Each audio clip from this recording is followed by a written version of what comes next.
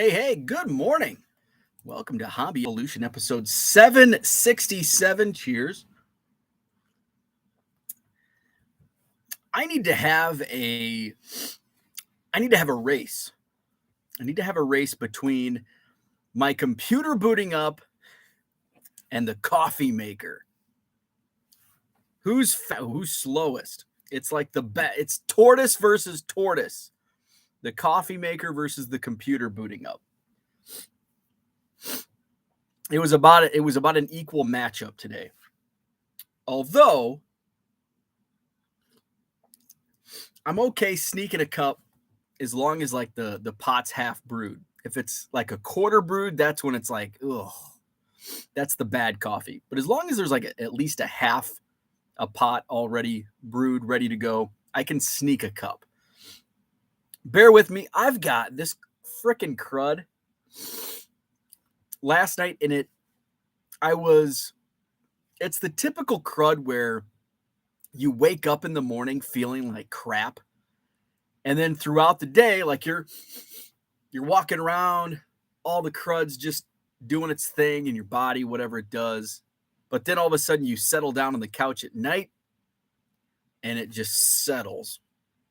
And so I was on the couch last night, laying down, and like I could just feel this eye, like over the course of time, just like I don't know what was going, but it was like this whole like region right there, just sinuses and all that crap. So, and here we go again. And then by 9 o'clock, I'll be, hey, I feel great. And then after dinner, 7 o'clock comes around. Oh, it's settling again. And then you jump on the treadmill's like the only source of relief. Ed, what's up? Good morning to you. We've got Brian. It's trash day. Yes, it is trash and recycle day. And both bins are at the curb. So we do not want, especially the after Christmas, there's extra trash, extra recyclables. I'm probably going to have to walk in and grab some tissue here in a second. But you don't want to miss the after Christmas trash day. That's the important one. So I made sure right after dinner, I was hauling those bins to the curb. Trash and recycle day. Victor, what's up? Good morning to you. Ed, where are we at? Oh yeah, we said Ed. Paige and Deanie Bean says good morning, Ed. I think that's what threw me off. So we've got Paige and Deanie Bean. Herman in the house. What's up, Herman? Randy is here. Let's see. Dan is in the house. What's up, Dan? That reminds me of the Dunkin' Donuts races on the Jumbotron at Comiskey Park. Yes. John, Harlan in the house. Harlan, good morning to you. Oh my gosh. I can't. I've blown my nose like 57 times already in the last 20 minutes. And it's just like, ugh. Okay, enough about my crud talk. But if I sniffle one more time, oh man, I gotta blow my nose.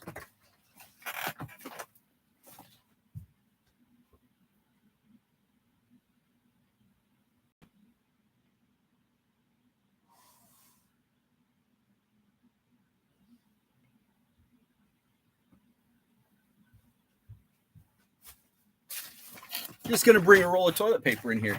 So my wife gets so annoyed with me because I blow my nose often with toilet paper.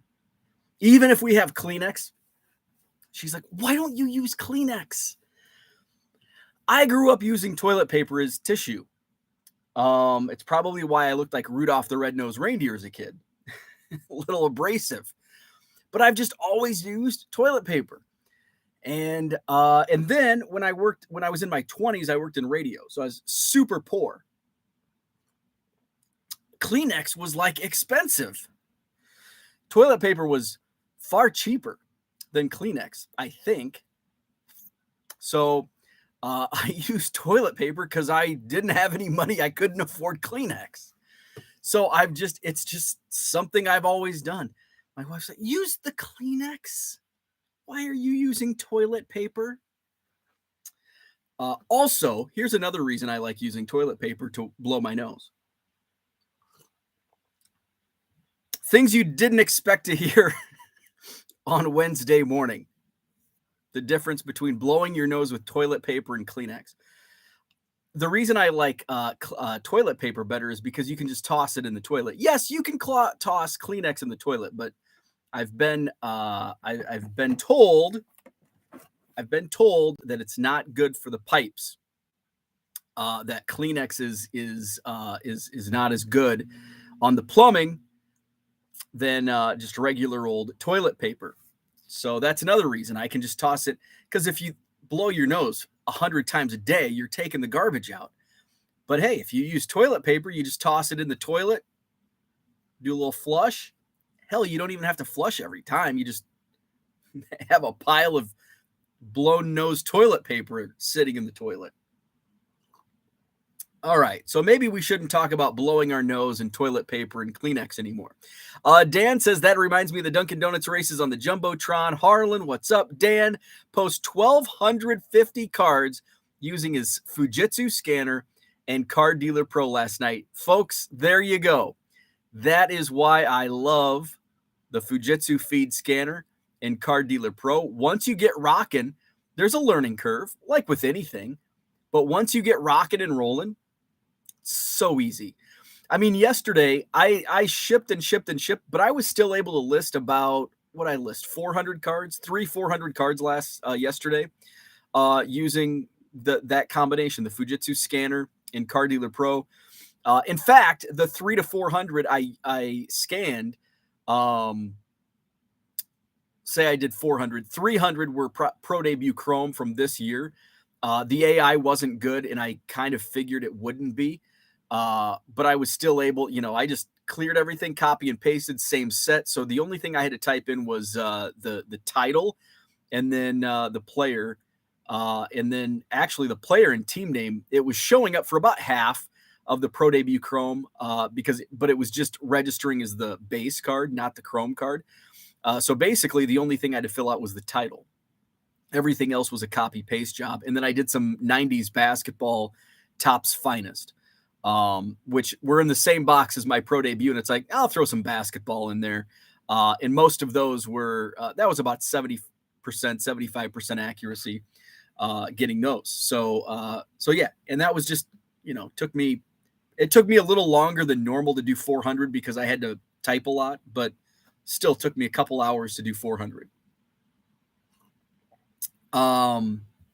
So yeah, but if you do, especially if you do, say you do 78 Topps baseball, say you buy a big old box of 78 Topps baseball, you can run those suckers through Card Dealer Pro and the Fujitsu scanner.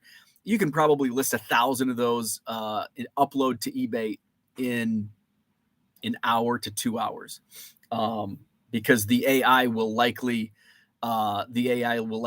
pick up all of them. It'll be accurate, and away you go. I apologize for my crud. Let's see. Blaine is a toilet paper man himself. All right, I'm not alone. I'm not alone in blowing my nose with toilet paper. So then I'll probably leave this role. My wife's, why do you have toilet paper in your arm? Well, I'm blowing my nose. Get some Kleenex. Jenny says, I come into the live seeing Bowman Draft Day and Bo talking about it being good for toilet paper. Not quite. Paul Heath, what's up? Good morning to you. Speaking of Bowman, I think it's Bowman. There's a pretty cool story. If I was on StreamYard, I could show you. But I'm stubborn. I use the same shitty computer, the same shitty coffee maker, and the same shitty toilet paper. Oh wait, no, it's not shitty toilet paper. So I saw a thread. This was so cool. There's two reasons this is really cool. First off, I think it's really cool. Basically, it's about Blaze Jordan and collecting his own cards. And I did know Blaze Jordan collected his own cards. And it's really cool. Social media has brought fans and players together. I mean, look, Ethan Roberts, we know he's collecting his own rainbows. And it's like a crowdsource. Like fans are helping these players collect their own cards. I think it's really cool. So there's two pieces of coolness to this. First off, the Twitter user is I'm gonna have to give him a follow. Well, and also he was in a break, a Bowman Sterling break, and it was actually with a card shop that sets up at the Madison Card Show, AJ Collectibles. They have several locations. Looks like this one was in Kenosha. The Kenosha Kickers, there's a Home Alone reference. So Tej on Twitter, he's at slabfactory_TY. He says, AJ Collectibles in Kenosha pulled me a Blaze, and he tagged Blaze Jordan, Superfractor 1 of 1. I knew Blaze collects, so I reached out on Insta and offered it to him, knowing it probably means a lot to him. He was so excited to own one of his 1 of 1s and immediately offered to send back, and then his tweet continues, some personal autos. I had no idea what I would get, but I opened the coolest mail day ever today. This was tweeted last night, so yesterday he received this mail day. 12 autos, some inscriptions, and all in all, just a very cool experience. Thanks, Blaze. Pleasure doing business. So it looks like he got like an orange mega box, Blaze Jordan signed, a first Bowman Chrome, a first Bowman, a green Heritage Miners, a bunch of cool stuff. Pro Debut, Hi-Fi Futures. So that's really cool. How cool is that? And it's so it was like a trade, but then you have the poo-poos. You have the Twitter poo-poos that come out, the trolls. Oh, is it worth your time? You know, those guys. So he says, where's the Twitter troll? Damn it. Where's the Twitter troll? So there was a troll. Let's see. Trying to find it. Bear with me. Here we go. So somebody replied, was it a straight up trade? So Tej says, I offered him his auto for nothing in return, and he insisted on sending these. So then Mr. Troll comes in with a picture of Robert Parrish and Jabbar in his photo. You did a lot of things, but you damn sure didn't offer it nothing in return. Cool story, though. Cool tweet, bro. So Tej replies, I actually did, but you can go ahead and spread that cynicism. I'm sure it will serve you well. So the troll responds, you found yourself in possession of a valuable card and decided to just, quote, give it away for the love of the game, ? No, you were banking on him reciprocating 10x, and he did. It's a cool trade, but let's not pretend your intentions were altruistic. All right, troll, guess what? The bomb was then dropped. Blaze Jordan enters enter Blaze Jordan. Blaze Jordan enters the conversation. He actually didn't ask for anything whatsoever in return. Not once did he mention anything like that. It was my idea to send this, and I sent this much for it being such a nice card, and I'm sure it was hard to let go of. It's a card I will cherish, and I appreciate him for it. Blaze Jordan, there you go. Not only is he a cool dude, a collector, but he's shutting down the Twitter trolls. Cheers to Blaze Jordan. And cheers to Tej on Twitter. I just gave him a follow. That's a cool story. And also what makes it cool for me, like my connection is the guys at AJ Collectibles set up at the Madison Card Show, which, by the way, is coming up Saturday, January 21st at the Sheraton Hotel on John Nolan Drive, 9 a.m. to 3 p.m. Free admission, 125 tables. Saturday, January 21st, Madison Card Show. And hopefully the guys from AJ Collectibles will be back once again. We've got Augusta Lawn Care of Cherry Hill. Good morning to you. Hope Santa treated everyone well. I think so. Mark Marinello, what's up? Good morning to you. Sal Dougie's in the house. Did you stay up for the Badger game? I didn't even stay up for the kickoff. Kickoff? I didn't even stay up for the freaking kickoff that was 9:15. Screw you, NCAA. No, I did not stay up for the game. I was up. I was awake. and it was 9:00, and I'm like, my right eye, the sinuses is like shutting on me. I can't breathe out of this nostril. And it's like 9:00, and 9:00 is like 9:00 is the new 5:00 for me. So it's 5:00 somewhere. Take that drink. Yeah, you can drink beer. It's 5:00. 9 p.m. is the new 5:00 for me, because if it's 9 p.m., it's 9 p.m. somewhere. I can go to sleep, so I don't feel guilty if it's 8:59. I've got to wait that extra minute because that's just too damn early. But if it's 9:00, I can go to bed. So when you hit 40, you're more excited when 9 p.m. hits than when 5 p.m. hits, because you can go to bed. It's much more exciting to go to sleep at 9 p.m. than drink a beer at 5 p.m. some days. So it was 9:00. I think I made it like 10 more minutes. 9:15 comes around. I turn it on to ESPN, and the frickin' East Carolina coast, the Battle of Carolina in the frickin' Cafe Laundromat Bowl was going on. So I had no interest, turned it off, went upstairs, went to bed, and turned on Friends or something. So I did not watch a single minute of last night's game, but I looked at the score this morning. I saw the Badgers won, so that's why I'm wearing the Wisconsin shirt this morning, in honor of the Badger victory. And I don't even know what bowl game they were in. The Cafe Laundromat Tire Gunshot Bowl against Oklahoma State. So looked like a good game. 24-17 was the final score. Badgers win. Where are we at in the chat? Paige and DD Bean says trolls are amazingly negative. That's what they are. They're trolls. Blaze Jordan is such an American hobby hero. Mark loses IQ points reading troll posts. Sometimes I find myself going down this rabbit hole, and I read, and it's like, oh my God, why? Sometimes it's hard not to engage, and it's like, is this really? And sometimes you wonder if Twitter trolls, are they doing it? Are they serious? Like, do they seriously have like that shitty of in existence to where they have to crap on people like that? Or are they just doing it to troll? Like, even so, it's a shitty look.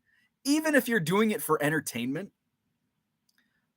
it's why? Like, get a new hobby. Dan is in the house. What's up, Dan? Brian says you should watch CC2 latest post with Blaze. So cool. Good morning, Terry. What's up? We've got Max in the house. I just have a lot of questions on the game time there. Why put two Central Time Zone teams in a bowl game that's going to start at 9 p.m. on a weekday? Yes, I have no effing idea. It is idiotic. Just goes to show there are zero brains at the NCAA. Cheers to that. John says, I came upstairs from recording a show at 9:15 last night. Entire house was stark and everyone was in bed. Yes. Sal Dougie's House of Cards. Yeah, it was too late. I fell asleep at half. Max says it was much less of a game than the score reads. TOP was pretty, time of possession was pretty lopsided. Jenny says, I don't know, them trolls just like backyard breaks getting some publicity. I think a troll is fueled by being negative. It is a person who loves drama and stir it up. Yeah, right? I agree. Just stupid. What else is going on? I did some shipping yesterday. I did some listing yesterday. I had pizza rolls for dinner. That's kind of what's nice about like post holidays. Like, you spend so much time cooking. Hold on. Let me rewind. My wife spends so much time cooking and preparing dinner while I drink a beer and watch a football game. I stay away. I don't know how you guys are, but my wife has to have control in the kitchen. And I am just standing back waiting for my instructions, because if I try to jump in,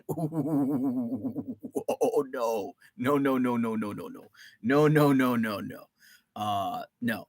So I just stand back, let her work. And if she needs the butter or the vegetable oil or the olive oil, it's when you just, okay, yes, dear. So I've learned my role. Just be on standby. Standby is my role. Standby, which I'm used to because as a kid, that's because my dad was the same way when he was building things. My dad built the house that I grew up in. He restored vehicles, and I took zero interest in any of that. Sports was my escape from my dad yelling at me for getting him the wrong screwdriver or whatever those wrenches. What are those things called? I don't know. See, that's how little I paid attention. But I learned at an early age, like when my dad's fixing things, just stay the hell out of his way and be on standby. Just stand around. And when he says, get me the flathead screwdriver, which I understand what a flathead screwdriver is. I understand what a Phillips head screwdriver is. But if he wants like a 3/4 inch Hackett wrench, that's not a thing, I don't think. I have no idea what the hell that is. Where's it at? Oh, it's in the, and then he starts grumbling. Rest in peace, Dad. That dumbass kid.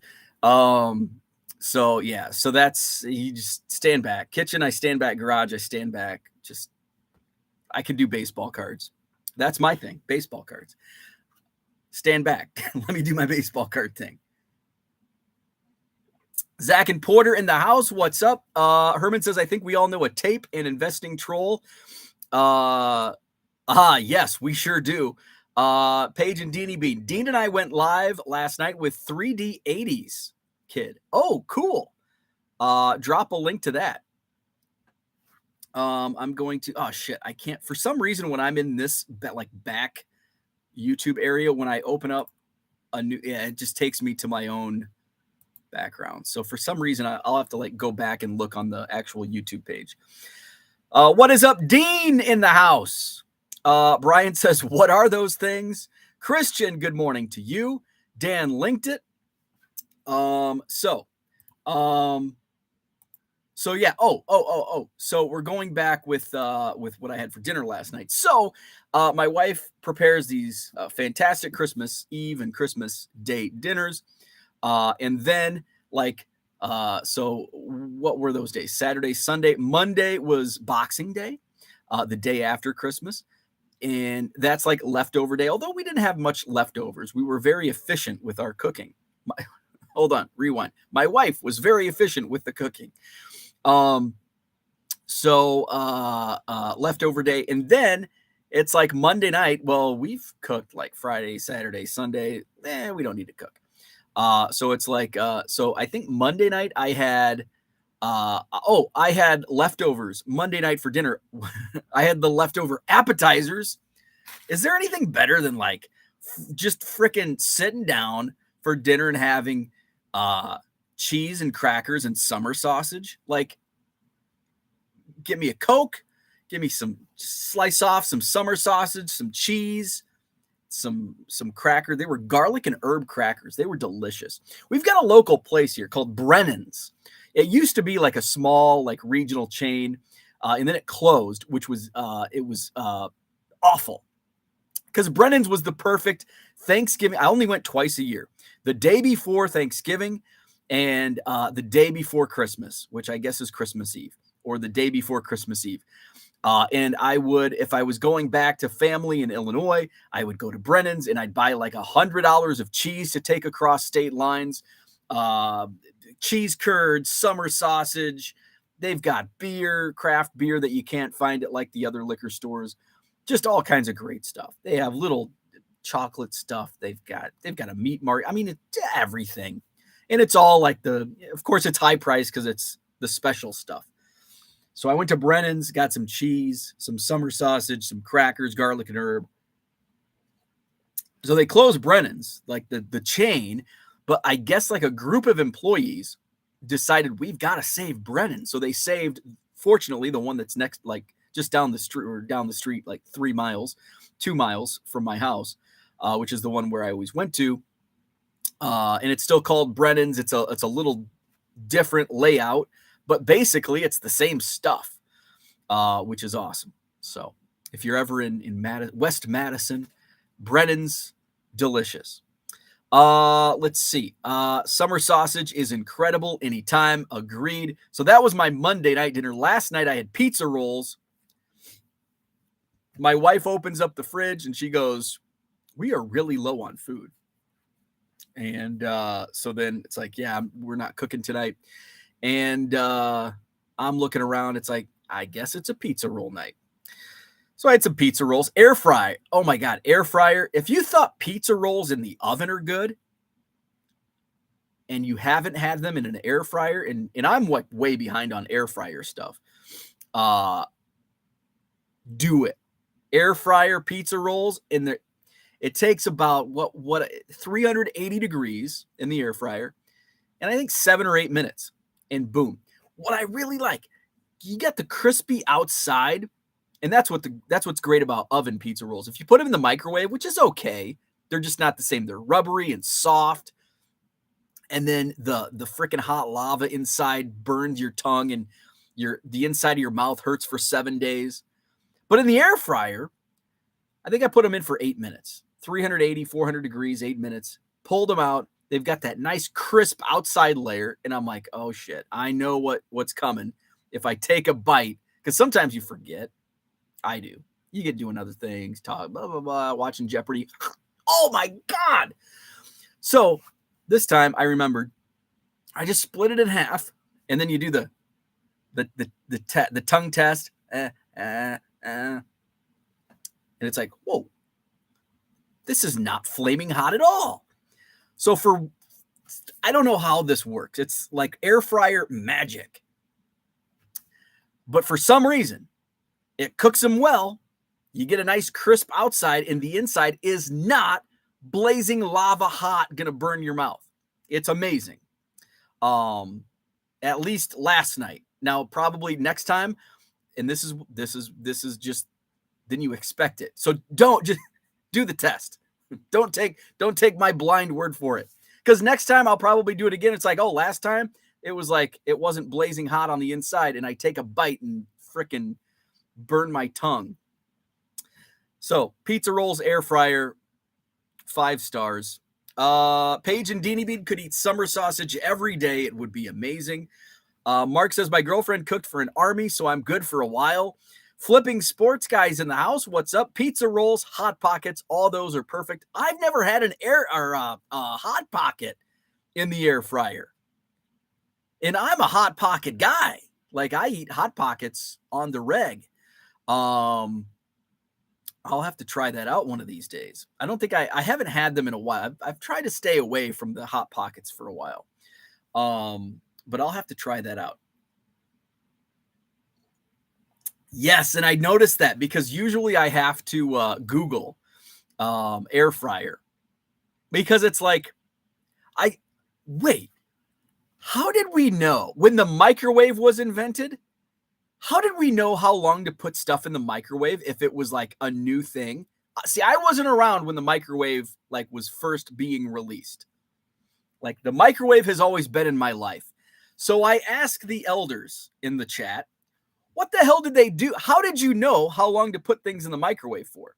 Because I'm sure it wasn't on the packaging. And there was no Google. You had to get your Encyclopedia Britannica. It wasn't going to say how long to cook a pizza roll in a microwave. Like, how did that happen? And how fast did it take for Swanson microwave meals? And now I guess those were made for the oven, right? Because like Swanson meals, TV dinners came out in like the 50s. There was no microwaves in the 50s. When did microwaves come out? 70s? Late 70s? I'd like to know. It's something I've never thought of until now. I'm very intrigued by this. John Keating's got to have an answer for this. Let's see. So back to flipping sports guy. Yes. So pizza rolls, I think, have air fryer instructions. And it's also like back in the day, back in the 70s, it's not like Like, oh, hey, there's this new thing called the air fryer. Let's put the instructions on the package. Yes, we will do it. And boom, freaking next week, they're on the package in stores. I don't think it was that fast. Today, you can do it. 1974, I don't think you could do that. Air fryers are marketed to people who want to feel the accomplishment of cooking. Essentially, they are adult easy bake ovens. Hey, I'm all for it. I eat Hot Pockets and pizza rolls, and I'm 40. I am okay with air fryer cooking. Magical air fryer. Dean is binge watching Dance Monsters. I don't understand this. It's weird. I have no idea what that means. Dance Monsters. Terry bought the Ninja air fryer toaster oven a few months ago. It's awesome. Let's see. Paige and Dee says older microwave takes 5 minutes to cook a hot dog. I remember the first I remember shopping for a microwave for my grandma when I was like 5 years old. So this would have been like 1986, 1987. And I know microwaves had been around, but that was and that was Walmart. I remember going to the Walmart and buying a microwave, and it weighed like 300 pounds. Terry says we microwaved for too long. I remember cooking hot dogs till they were black on the inside. I think I've shared this story before, but since we're talking microwaves and cooking too long, I took foods classes, and I've shared this story before because I was a sophomore and the senior girls all took this foods class. So me and a couple buddies were like, oh, let's take foods class with the senior girls. So we had one unit we had to cook using various utensils. And I don't know if we like drew straws or how this was picked, but my group had the microwave. And I'm like, yes, for like a lazy student like me, the microwave, like hell, I've been using the microwave for my entire life. This is going to be a piece of cake. So what are we going to cook in the microwave? So my group decides, let's make, and full disclosure, I don't think my group was very smart. So we decided to, myself certainly included, let's do muffins. Muffins in the microwave seems easy. So we look up, we get a cookbook or whatever. How long do you cook muffins? Not something you necessarily make in the microwave. There's a good reason for that. So we look up and it's like, oh, these muffins take 45 minutes to cook in the oven. Well, I guess it's 45 minutes in the microwave. So we, boom, set the timer, 45 minutes. Da-da-da. Goes on. All of a sudden, it's like, ooh, do you smell that?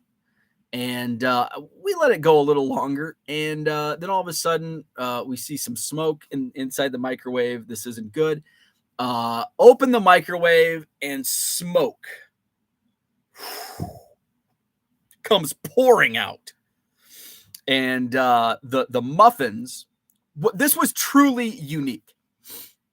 What happened was it didn't like cook the outside of the muffin.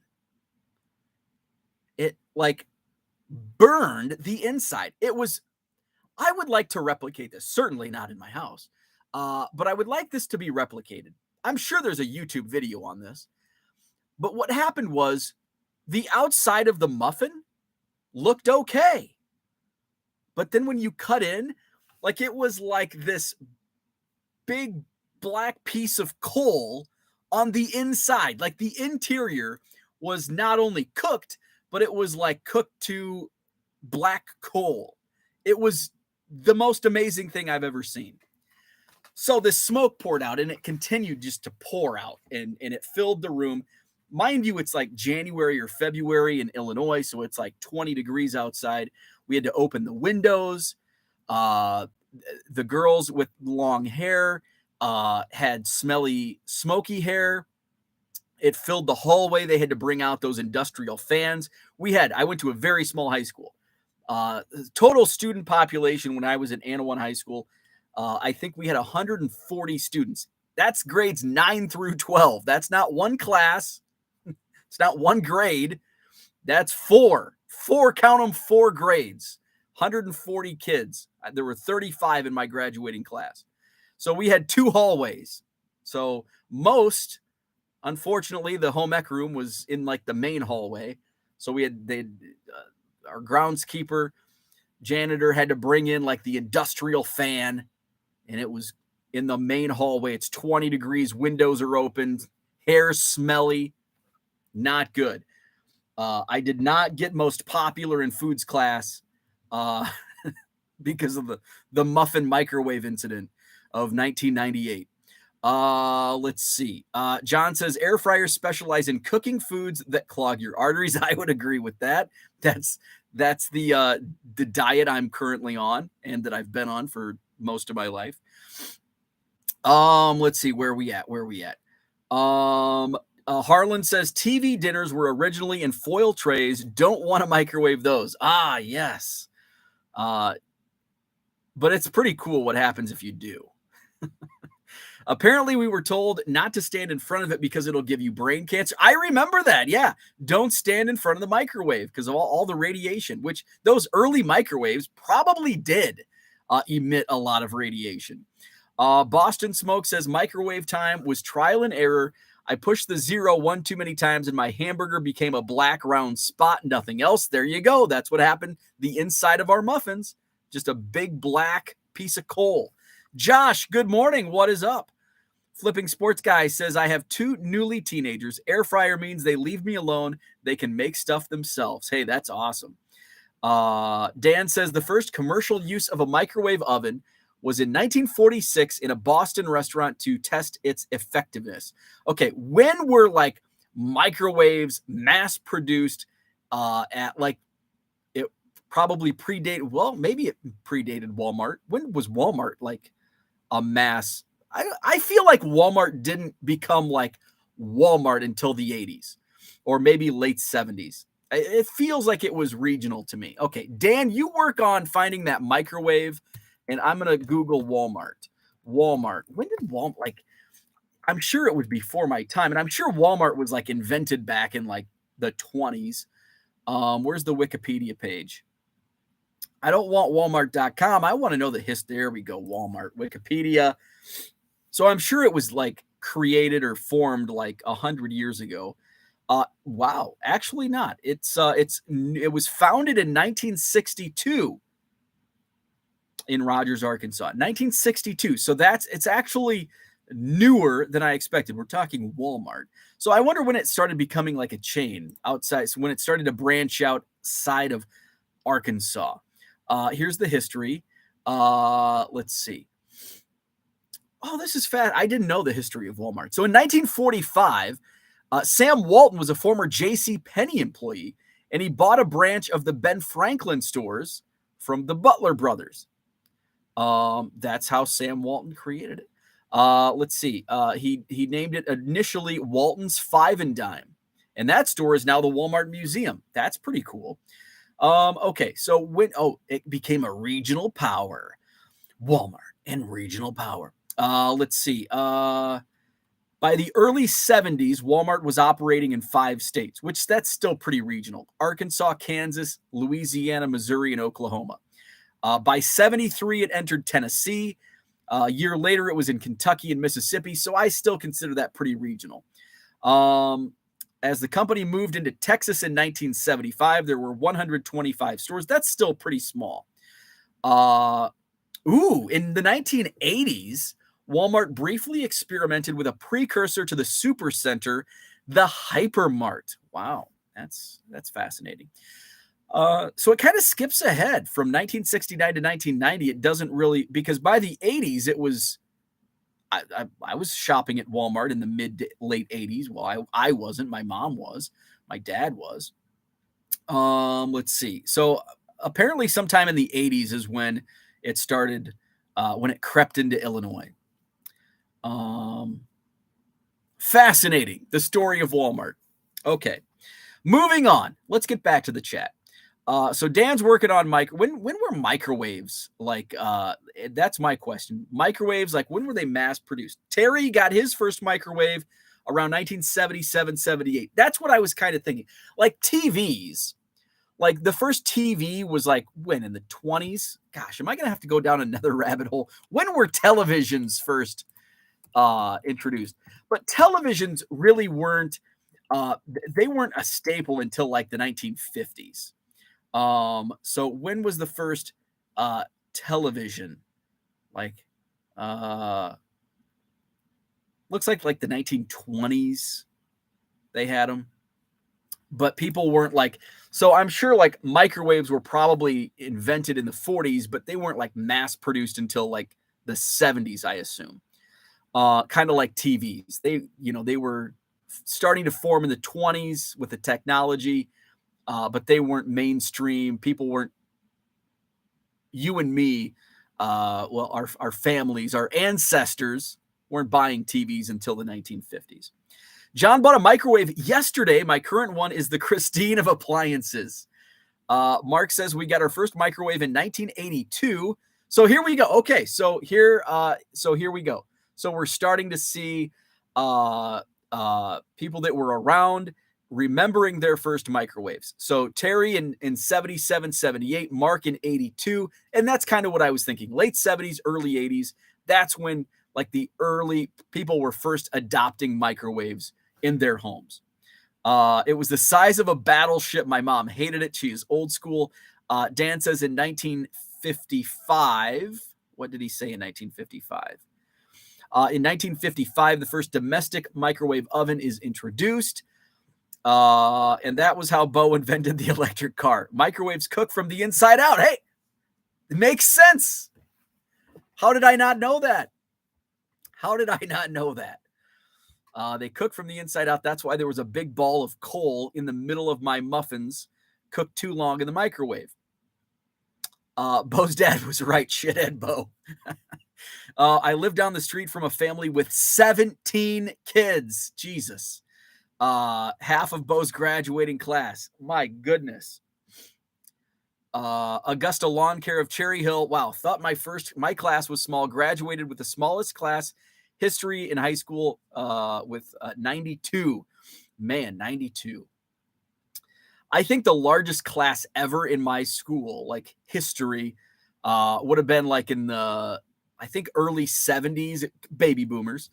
I think it was maybe like 75, which, compared to, and actually my 35 was one of the larger classes. I think we started high school with 40. We lost 5 along the way. We didn't lose any of them. We didn't lose their lives. We lost them educationally. They were lost educationally. They dropped from the curriculum. Sal Dougie's House of Cards. Were those senior girls impressed though? Oh no. Oh, they were not impressed one bit. They were not happy. Because I had one of the girls was in my next class, advanced biology, and she sat next to me, and she reminded me like that whole hour how much her hair smelled. Smell my hair. Smell my hair. Your hair smells like shit. God, what did you do? Use a different shampoo and conditioner. Let's see. Bo would be good at stand-up tools and microwaves. What are these things, right? Let's see. And now we put a computer up to our ear for calls. I know, it's amazing. Microwaves became ubiquitous. Ooh, that's the word of the day. Ubiquitous in the 80s. That's kind of what I thought. I don't know what ubiquitous means. I'm going to Google that too. What would we do? We would be so much dumber if we didn't have Google, like ubiquitous. Now I know what ubiquitous means. Present, appearing, or found everywhere. Now I'm going to use that in my everyday vocabulary. Oh, microwave. They became ubiquitous in the 1980s. So you can be at dinner. There you go. Ubiquitous. Ubiquitous. And I'll remind you again. So when you're at dinner tonight, present, appearing, or found everywhere. Used in a sentence, microwaves became ubiquitous in the 1980s. There you go. You'll sound super intelligent. Ubiquitous. Harlan, thank you for the vocab word of the day. By the way, bought stamps at Walmart yesterday. No need to go to the post office. Let's see. I went to 3 Walmarts. Yes. Speaking of Walmart, I went to 3 of them yesterday. 3 of them looking for envelopes. Jesus. Do you know how hard it is to find envelopes? We've gone through this before. So I went, I do need, somebody had direct messaged me. They got like a bulk deal. It's basically about the same price, a little cheaper, buying in bulk from like Office Max, I think, even with shipping. I think it came out to be about the same as what I'm paying at Walmart, but I don't have to drive to 3 Walmarts. But I did want to drive to 3 Walmarts because do you realize yesterday was Tuesday? You probably realize that. But it was the first time I left my house. Christmas Day, we went over to the new house, which is like a mile away. It was the first time I left my house in 6 freaking days. I had not left the house since I went to Walmart on Wednesday last week. Is that right? No, that's not right. I went out on Saturday, Christmas Eve. I went out on Saturday, so I lied. But it was the first time I went out since Saturday. So I wanted to go to 3 Walmarts just to get the hell out of my house. So I went to one Walmart, which is right next to the post office. So that's no biggie. They had 1 box of envelopes. Did I get envelopes there? Yes. Because I had to wait in line. They had like one employee. They had the 4, it's the small mart. They had the 4 self-checkouts, which I think I got through line faster at like the actual clerk line than the self-checkouts. So I was able to get 1. I looked at the cards. They didn't have any card. This is the small mart. They have a really crappy card selection. So no cards, 1 box of envelopes. That's all they had. I went to the next Walmart, which used to be the good Walmart for cards. It did look like they restocked. They had some Topps update. They did have Bowman Platinum Blasters, which they did not have last week when I went. They only had 2 of the mega boxes, and I passed on those. So I didn't buy any cards. Their envelope section looks like some of your card sections that have just been the envelope section at this particular Walmart looks like a baseball card section in 2021. It's just a freaking disaster and hasn't been restocked in a month. So I left empty-handed and I went to a 3rd Walmart, and they did have boxes of like the 150 envelopes. So I bought 2 boxes. They had a nice selection of cards. I was considering picking up some Heritage High Number, which I have not bought any. But it's like I've ripped so much freaking wax this month. I don't need to buy anymore unless it's like Bowman mega boxes, which, by the way, speaking of ripping a lot, I will have Bowman Draft, which was the title of this video. And here we are at the 47-minute mark.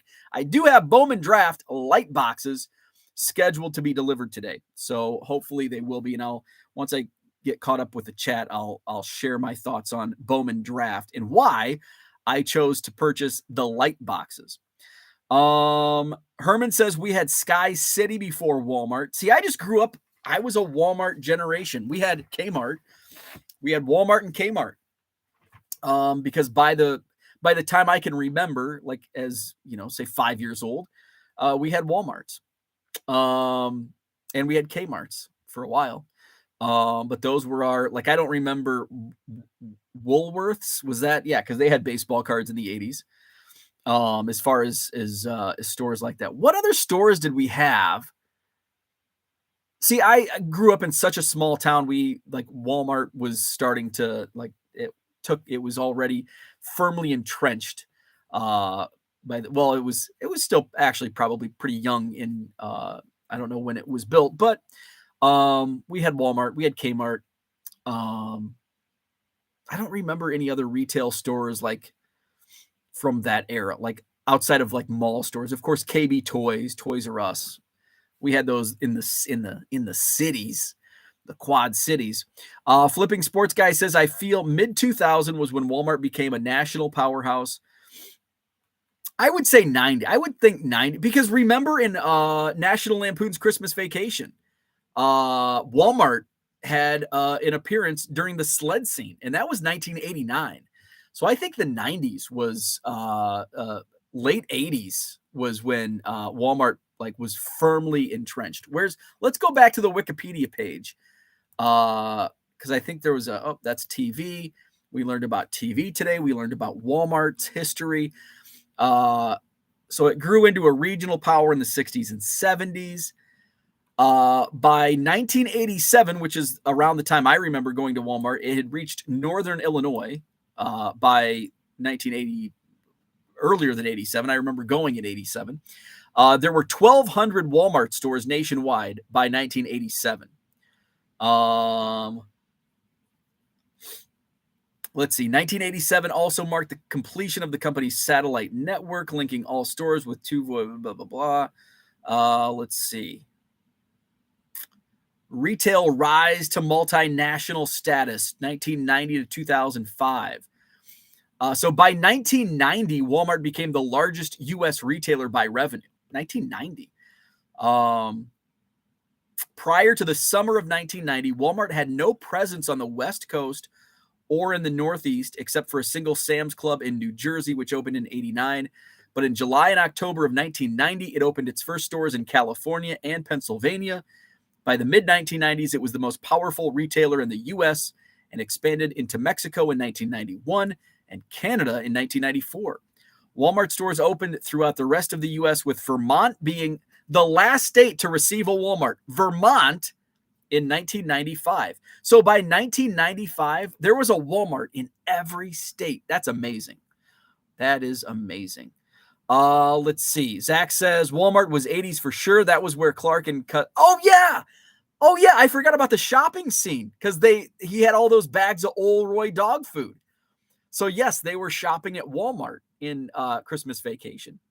The dog food is Old Roy, Sam Walton's dog's name. Yep. I was just thinking they had the outside during the sled scene, but I failed to remember the shopping scene. How I've seen that movie 7,433 times. How could I forget that? Flipping Sports Guy says, I don't remember any of those in Philly or Connecticut before 2000. John thinks Walmart blows. It's entertaining at times. Sam and Bud Walton, worker at Walmart in high school. Amazing job at the time. We had to learn history. Some of the people I worked with knew Sam from the launch. That's pretty cool. John had Kmart's in Philly, Grants before that. Today, Walmart does indeed blow chunks. Andrew says, agree with John. Walmart makes me ill just thinking about it. The last time I entered a Walmart was 1994. Mine was yesterday, and I went to 3 of them. This is supposed to be a week off of school, not history class. You never know. When was porn invented? In 1980. I'm not Googling that. Dan, Google that. In 1980, 20% of American households owned a microwave. By 1986, that figure had tripled. And by 1990, experts predict 8 in 10 households will own one. That is interesting. Let's see. When I was in Connecticut, it was Kmart, Bradley's, Calder, till they all went out of business. Where are we at? Zach is heading out. LCS Day. Awesome. Get some good stuff. Waiting a moment to see if my exit triggers a sex spot like yesterday. Jenny says, for me to go to 3 Walmarts, I'd have to drive 4 hours total. I thought you were closer to Minneapolis than that. How far away are you from Minneapolis? Because there's got to be a ton of Walmarts around Minneapolis. You must be a lot further north than I thought. Let's see. Paige and Deanie Bean says, Zach, are you getting mag holders for the helmet cards? Let's have the history of Target next. Target over Walmart. I'm kind of ticked off at Target because they changed the layout of the store, and it's really stupid at my nearest store. I just freaking hate it. I just don't like it. There's not an easy way to go from front. You have to the only way to get to the back of the store is by going one side or the other. There's no, it used to be you could go I hate it when people are just I had this issue at one of the Walmarts I was at yesterday, right next to the door, right next to where there's 4 or 5, there's two couples just talking right there in the middle. This is the huge it's they've it's the outdoor area, but in the off season, they have self checkouts out there, and then it's just kind of overflow, but it's this huge warehouse, and they chose to stand right in the place where people walk, and it's you have to zigzag around. It's take 12 steps that way, 20 steps that way, and there's all of this room to talk. So I like to just zip around. And formerly, there were 17 different aisles to get from front to back of the store. Now there's 2. And by doing, there's too many people. Use your words. Josh says, little help, please. I'm super new to the hobby. Yesterday, I bought my first box of Bowman Draft. I pulled a Jackson Holiday auto. How about that for beginner's luck? That is pretty amazing. What the heck do I do with this card? Sell it right now. You've got to sell that card because Jackson Holidays they're actually selling for a lot more than what most people anticipated, which is pretty good. So let's see. Jackson Holiday, Bowman Auto. So let's see. So you said it was numbered out of 99. Yeah, you got to sell that puppy. Let's see.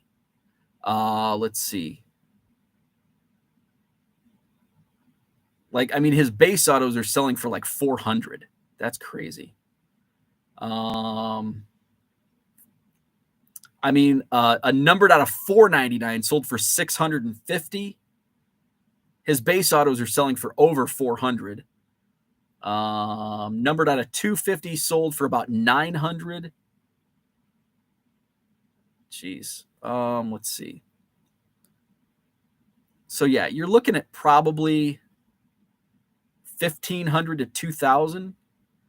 Well, a lava auto out of 199 sold for 1,600. So you're probably looking at 2,000 plus. The draft night of 99, if it's the base auto, you're looking at 2,000 to 2,500, I would guess. If it's the draft night auto, that one out of 99 sold for 350. So if it's an insert, it's going to sell for a lot less. But if it's the base to 99, it's worth a couple grand. It's going to sell for a couple grand. Let's see. So and I would sell that right now while it's still hot. Strike while the iron is hot with that. Wow. Congrats. That's an awesome pull. John bought envelopes at Walmart as well. 3.5 by 6 are perfect with my new Dymo labels. 316 for 100. Joe Caprino, what is up? Meyer had buy one, get one half off. I got too much the other day. What's up, Adam Lee? Eckerd's. Was that a drugstore? Eckerd's drugstore? Eckerd's. John says Sears was the biggest one forever before the discount John's rolled in. Yeah, we still had in so I base like my retail, like there was a small town, I guess, in the grand scheme, Kewanee, hog capital of the world. Population about 12,000, but it was that's where the Walmart was. That's where there was a Kmart there, blue light special.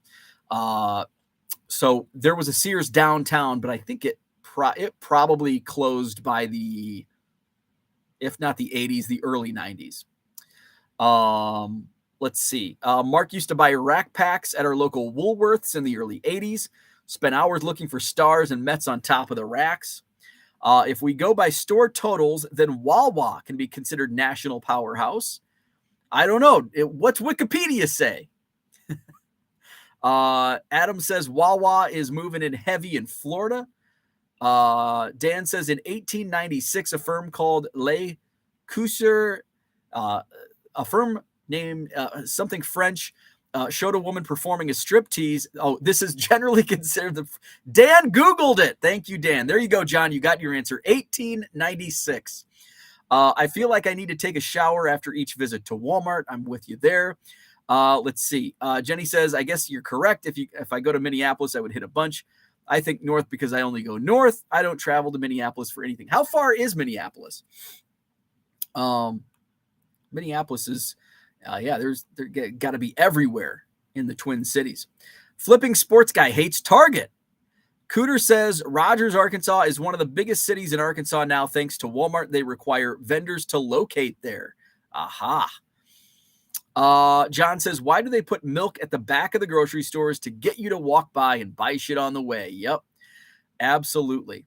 Some douche in college is dreaming up ways to make your shopping experience more horrible yet profitable. That's very true. That is very true. Milk, bread, and eggs back in the corner. Let's see. Flipping Sports Guy says it's Bowman. I'd sell that. It may be the highest he ever gets. I agree with that 100%.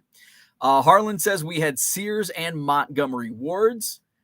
Let's see. James, what is up? Good morning to you. Herman says Eckerd's is where I bought my first wax packs in 87. Jenny says 1 hour to Minneapolis. Once you're into Minneapolis, it's like an hour from one side to the other with traffic. So there you go. Bowman Draft Day. So I'm excited. I was less excited yesterday because I got like a delay notice.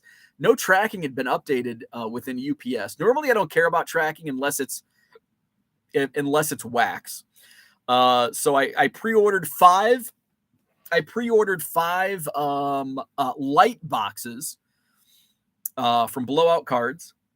And let's see, my tracking says preparing for delivery, scheduled delivery today between 2 p.m. and 6 p.m. But I did not have any updates. Oh, wow, this is fascinating. I didn't realize. So the origin scan was December 23rd, which was Friday night in Chantilly, Virginia. It departed Chantilly on Friday night at 10:30.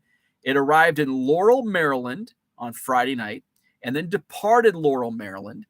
And apparently it was on a train. Did not know that. So a railroad mechanical failure has delayed delivery. We're working to deliver your package as soon as possible. That update was yesterday at 12:30. So I must not have looked at it yesterday afternoon. So at some point, there was a breakdown along the way in transit of my Bowman Draft boxes. But they must have fixed that failure on the railroad. It arrived in the Chicago area, Hodgkins, Illinois, last night at 9:30. It departed Hodgkins this morning at 2 a.m. and arrived here at my local UPS facility in Middleton, Wisconsin at 6:16 a.m. And it was processing at 6:42. It says it is preparing for delivery, so it may not get on that first wave, which we only get one delivery, and it's late in the day anyway. So UPS is saying you're going to get your package today from 2 to 6, so I'm not holding my breath, but I hope they do. If they do arrive today, I will go live tonight and break at least, I'll probably do 2 boxes for sure. Maybe I'll do all 5 live tonight here on the YouTube channel. So why did I buy the Bowman Draft Lite boxes? Well, I will tell you. I'm a quantity guy. We know that. So Bowman Draft hobby boxes are super expensive. So let's go to blowoutcards.com, which, by the way, I recommend Blowout. They don't pay me. They don't give me crap. But they do give me crap. They give me goods in exchange for U.S. currency. They also provide great service, which is why I keep going back. This is why I pre-order from Blowout Cards, because I can pre-order a new product like Bowman Draft. Today is release day of Bowman Draft Lite. Now, Bowman Draft Hobby and the Jumbos, they came out last week. The Lite boxes come out today. It's the only SKU you can get the Ray Wave refractors. That's not why I buy them, although it is a nice little carrot they dangle for you. So, Blowout Cards, so they ship it out. They shipped it out last Friday, so it would be on my doorstep on release day. And so far, they've delivered like on every product I've pre-ordered, with the exception of maybe a couple times there's been something happen like a railroad failure or whatever. But most of the time, it's right on time. Most of the time, it's right on time. You order from Tops, they'll probably put them on Tops, and it'll probably be cheaper than what I pre-ordered on Blowout. But guess what? You order from Tops, you might get it by the end of January, maybe. Top shipping sucks. So that's why I go back to Blowout, because I can get it. And there's big value in getting it on release day, as opposed to 3 days later. Or if you order on Tops, it might be 2 weeks, 3 weeks later, because the value drops significantly in that time period. So that's why I buy from Blowout, because I get it on release day. So that's Bowman Chrome. Where the hell's Bowman Draft at? Here we go. Bowman Draft Lite. So, and I think my pre-order price was the same price. It is currently $130. Jumbo box is $450. $450. You get 3 autographs per box. So yeah, you might get a Jackson Holiday of 99. The chances you're not going to be like Josh. Most likely that's some great luck on his pull. So you can't anticipate getting a $2,000 card out of your box. $450. There's a 12 packs times 32 and a jumbo, 384. So you're paying over $1 per card. And remember, there's a lot of paper in this. So 450 divided by 384, you're paying $1.17 per card. $1.17 per card on the jumbo box, which is basically a hobby box, because then there's the super jumbo. So $1.17. Where's my shit? I took it upstairs. Don't have my yellow pad. So that's the jumbo box. $1.17 per card. We've got the super jumbo, $720 for a super jumbo. You get 5 packs, 120 cards per pack. Good Lord. So that's 600 cards, 720 divided by 600. That's $1.20. So you're only paying 3 cents more per card for a super jumbo, and you get 5 autographs. So 720 divided by 5, you're paying $144 per autograph in the super jumbos. We didn't do a breakdown on the jumbos. So 144 on the supers, 450 divided by 3, you're paying 150 in the jumbo box. So actually the super jumbo at 720, when you're comparing these two SKUs, is actually, I think, the better deal, because you're paying less per autograph and only 3 cents more per card. But you're paying $6 less per autograph, and you're getting 5. So that's how I break down the jumbos and super jumbos. But you're like, well, why did you get the light box? Because you're not even guaranteed an autograph in the light boxes. So why do I buy the light boxes? I'll tell you why. I like quantity. I'm getting 160 cards in my light boxes. It's $130 divided by 160. I'm only paying 81 cents per card, but I'm not guaranteed any autographs. I likely won't pull any autographs. Hell, maybe I'll get one, but I'm paying. So if you break it down, if you want autographs, you got to break it down. And you might pay, 130 times 5 is what? What is that? I should do that math. I'm not very good at math in the morning. $650. I might pay $650, not even get an autograph. But I'm not an autograph guy. I am, but not when it comes to these Bowman products. But I get those 5 exclusive black and white Ray Wave, which do sell for a premium, especially at release. So you get 5 of those per box, $130 per light box, 160 cards. And I could actually get these a lot cheaper on the business to business, on the B2B website. I think the cheapest I can get them for like $99 on that site. So I'm going to wait. I'm going to see how I fare. If I get some good color and do well, I'll probably buy a bunch on the dealer site. Let me see. Am I logged in? See if they've changed. I've been monitoring for different prices a couple times a day. Bowman Draft Lite, still $99. So let's go into the chat. James is a fan of the Ray Waves. When will there be an update to the Chrome update? What's up? Baseball card curmudgeon in the house. Terry says the local post office was so backed up, they stopped delivering mail a few days to try to catch up. I had a priority mail package from SGC that was in town for almost 2 weeks before I got it. This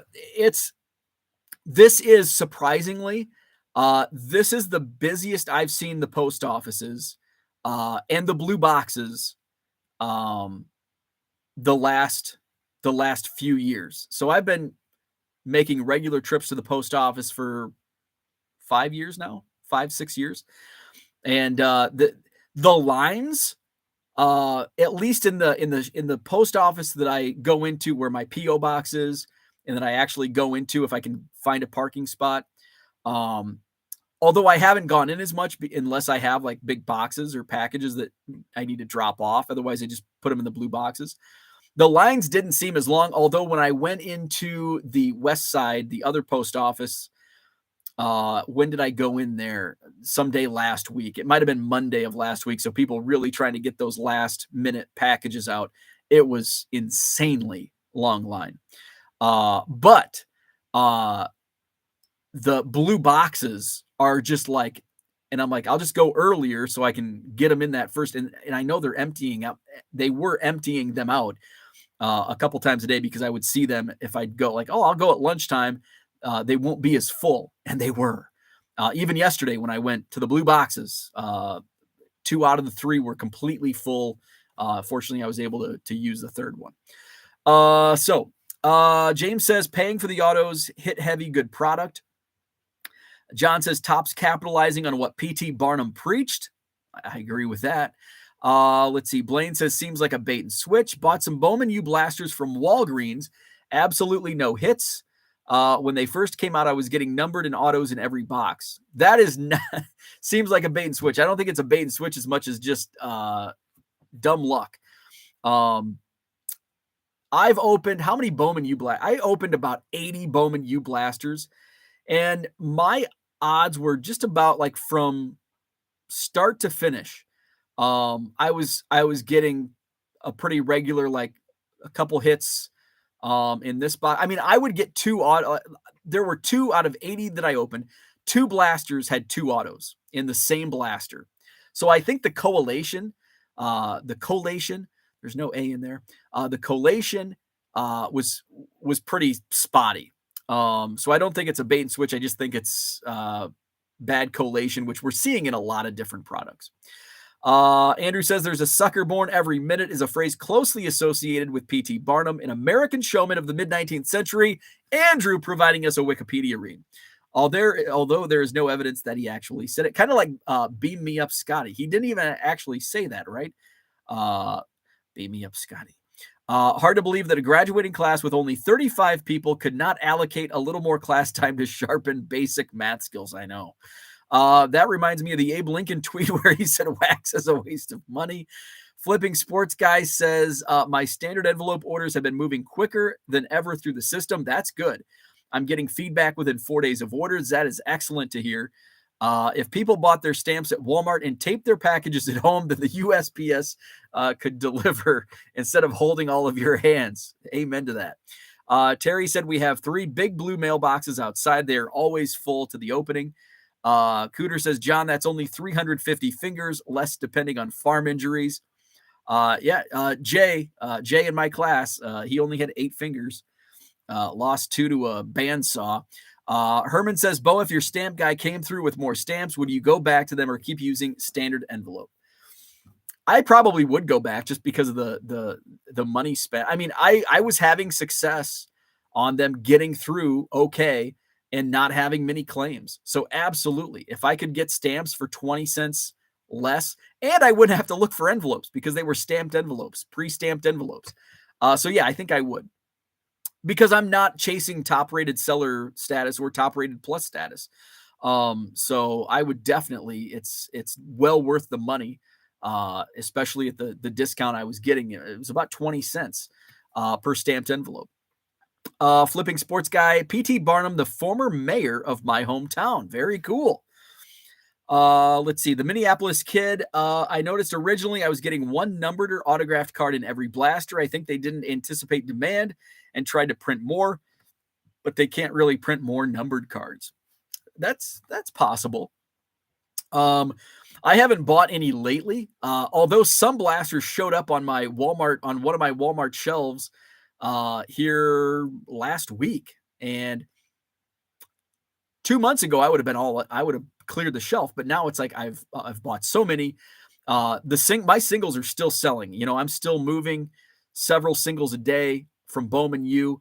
The hits aren't quite selling where I thought they might sell, but you never know. I'm still way ahead of what I've put into the product, even at full retail pricing on most of the blasters. I think 5 of them I got at discount.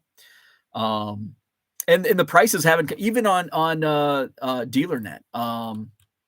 Football, the hobby boxes I think are $90, which is like, I would not, $90 for Bowman U hobby boxes.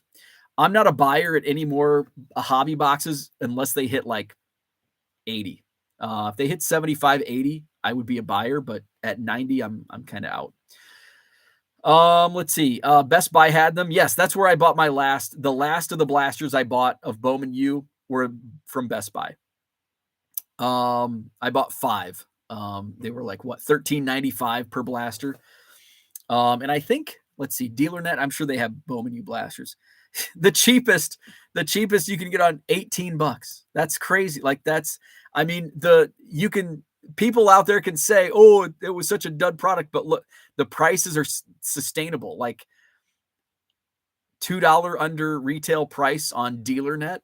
DealerNet's only $10 under, blow up $100, I think is what the prices aren't dropping that fast. And I can tell you what was the wholesale price. Factory cost on Bowman U Hobby was $57, and they're still staying strong at 90 on DealerNet, 100 at retail. So that's telling you it's still a good product. Augusta Lawn Care says, sold my first basketball card last night, 2003 Bazooka Shaq. P.S. I've only listed 4 basketball. Hey, that's a good sell-through rate. So that's what I had for today. Bowman Draft, if those packages do come, if the package of my Bowman Draft Lite boxes do come, I'll go live tonight and rip those. So tune in for that. I'll keep you posted. I don't know what time. What's today? Today's trash day, so it's Wednesday. So maybe 7 o'clock when AEW, so I can watch on some wrestling on the background while opening some Bowman Draft. So maybe 7 p.m. Central, I'll go live with Bowman Draft. That is, if they are delivered, they are processing for delivery. So now we just got to get them on a truck and get them to my doorstep, and I'll go live. eBay store link. I added a bunch of Topps Pro Debut Chrome to my eBay store yesterday. So those are up by 7 or more at regular price, and you receive an automatic 25% discount at checkout. That link to my eBay store is in the description to this video. Back at it live again tomorrow morning, 7 a.m. Central. Hopefully go live at 7 p.m. Central tonight, ripping some Bowman Draft. With that, I bid you adieu. Have a great Wednesday, and we'll talk tomorrow.